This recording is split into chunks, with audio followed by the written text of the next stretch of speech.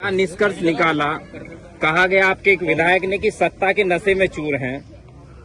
देखिए, सारी चीज लोगों के सामने है, वीडियो सोशल मीडिया पे वायरल है और ये आम लोग नहीं है। ये ऐसा लगता है कि कोई कॉलेज में बच्चों के बीच झगड़ा हो गया, ऐसा नहीं है। इसमें विधायक, सरकार में शामिल मंत्रीगण खुद पीटने में घंटों तक ये वारदात चली।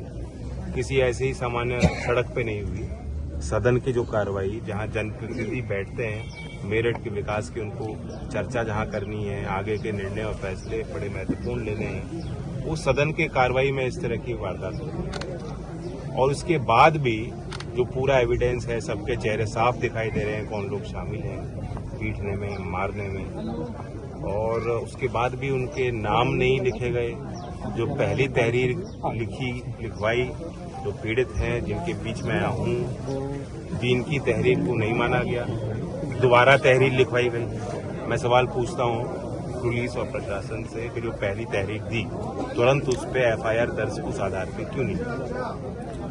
कौन से कानून की धारा है जो अधिकार पुलिस को देती है कि आप प्राथमिक जांच करेंगे? और तहरीर को बदलवाने पे कौन सा ऐसा दबाव बनाया गया कि तहरीर बदली गई?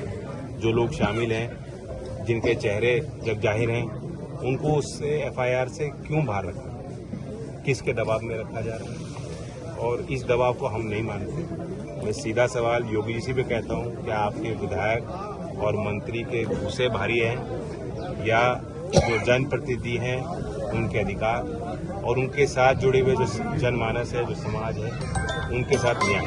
चौधरी साहब, जिस तरह वीडियो में दिखाई दे रहा है कि मंत्री भी हैं, उसमें विधायक भी हैं साथ के साथ, तो क्या जो रिपोर्ट दर्ज कराई गई है, तहरीर दी गई है, उनमें उनके नाम रखे गए हैं? नाम नहीं रखे गए, बाहर रखे गए। शायद इसलिए कि वो सोचते हैं कि जो दो हमारे पार्षद हैं, ये नौजवान हैं, इनको दबा लेंगे। शायद इसलिए कि सोचते हैं कि गरीब वर्ग, सामाजिक वर्ग से आते हैं, अनुसूचित जात के हैं, तो इनको इस तरह से दबा लेंगे। मैं कहना चाहता हूँ खासतौर से दलित वर्ग के संबंध में कि वो आर्थिक तौर पे कमजोर हैं, लेकिन सामाजिक तौर पे उनकी बहुत बड़ी शक्ति है और अकेले नहीं है। उनके साथ सब समाज के लोग, बुद्धिजीवी लोग, जो न्याय चाहते हैं, न्यायप्रिय समाज। और मेरठ की ये पहचान रही है। इस गांव की जहां हम बैठे हैं, इस गांव की अपनी एक पहचान है। ये किसी लिहाज से कमजोर लोग नहीं यहाँ बसते हैं। गांव की भी एक गरिमा है, गांव की अपनी पहचान है, गांव का अपना सम्मान है, और एक मेरठ के जनप्रतिनिधि, एक पार्षद का अपना एक गरिमा और सम्मान है। सदन की अपनी गरिमा वहाँ रखनी चाहिए। और ये योगी जी को सोचना चाहिए कि योगी जी की अपनी टीम के सदस्य अगर इस तरह की बदतमीजी सड़कों पर करेंगे तो कहाँ है कानून व्यवस्था? आरएलडी कैसे इस लड़ाई को लड़ेगा?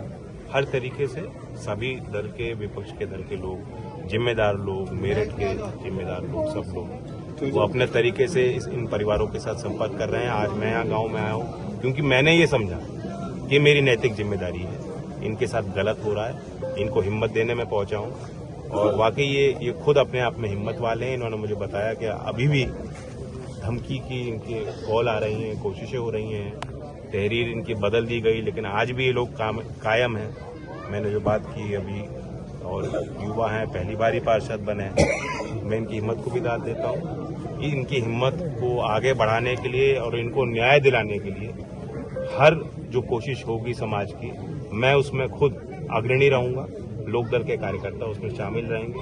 अगर यहाँ फैसला होता है समाज की तरफ से कि हम लोग पंचायत करेंगे, अगर इनकी मांगे नहीं मानी जाती, उस पंचायत में भी मैं रहूंगा। तो बीजेपी की तरफ से जो पार्षद है, बीजेपी के पार्षद मेरे की तरफ से 6 साल का आरोप लगाया गया। अब तो तरह तरह के आरोप लगाए जा सकते हैं। सरकारी एजेंसी का दुरुपयोग देश भर में हो रहा है, लेकिन ये मैंने कहा साहसी हैं। और ये सारी चीजों के पश्चात भी जब मैंने इनसे बातचीत करी तो मुझे एहसास हुआ कि कायम है, अपने न्याय की मांग को लेकर कायम है, और हम इनके साथ। जहां एक तरफ प्रधानमंत्री और मुख्यमंत्री दलितों के घर पे चाय पी रहे हैं और वहीं दलितों के साथ मारपीट की जा रही है, इस पे आपका क्या कहना है? पहली बार नहीं हो रहा। हाथरस की घटना लोग भूल गए होंगे। हाथरस की उन घटनाओं को मैं नहीं भूला हूँ। किस तरह से पुलिस वहाँ रोकना चाहती थी, किस तरह से वहाँ लाठियां चलाई गई, मैं उस बात को नहीं भूला हूँ। और ना ही इनका परिवार भूले, ना ही हम भूल पाएंगे कि मेरठ में क्या हुआ। ये तो एक और उदाहरण है। कई इस तरह के उदाहरण पेश हो रहे हैं। सत्ता में बैठे लोग बिल्कुल नशे में हैं, अहंकार में हैं। उन्हें लगता है कि हम हमेशा हम ही रहेंगे।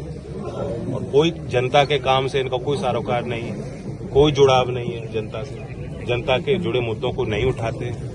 अभी तक पश्चिमी उत्तर प्रदेश में हम बैठे हैं, गन्ने का भाव घोषित नहीं हुआ। मैं पूछता हूं बीजेपी के कौन सा विधायक है जो आज ये मांग उठा रहा है? कोई नहीं कह पा रहा। उसी तरह से अब पार्टियों से लोग बंद जाएंगे।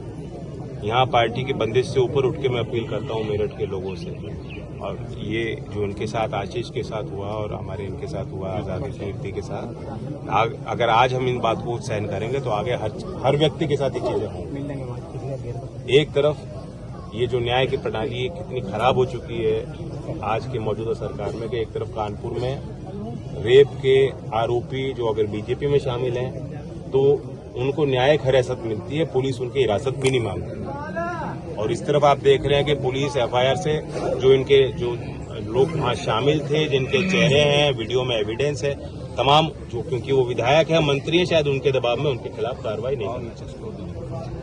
2024 का चुनाव आ रहा है, लोकसभा चुनाव, तो उसमें किस तरीके से इसकी लड़ाई लड़ेंगे?